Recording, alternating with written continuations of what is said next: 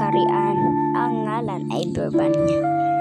Namumuno ang isang magaling at maginoong hari si Haring Fernando. Kasama niya namumuno ang kanyang kabiyak, si Reina Doña Valeriana, isang pagmahal at minamahal na reyna ng Birbania. Silang dalawa ay binayaan ng tatlong binatang matikas sa paglaong ng panahon ay maging mga pantas. Si Don Pedro na panganay ay may tindig na pagkainam. Si Don Diego naman ay malumanay, habang si Don Juan naman ay may pusong ginintuan.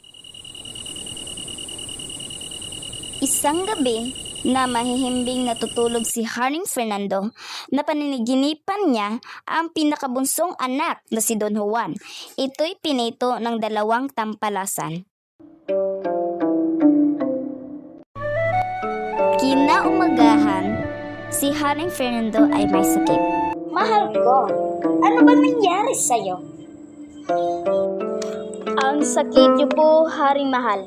Hindi ko po ito manggagaling. Subalit, may isang Adarna na pag ito'y marinig mo, kumanta, ang sakit mo ay mawawala. Ito'y magkita sa bundok ng Tabor, doon sa Piedras Platas. Doon ang tirahan ng Ibong Adarna. Ako muna ang hanap sa Ibong Adarna upang ikay ay gumaling na. Hayaan mo na, anak. Hindi ko gusto mawala ng anak. Mas lalo kong hindi gustong mawala ng ama. Si Don Pedro na panganay ay unang naglakbay patungo sa bundok ng Tabor upang hanapin ang Ibong Adarna.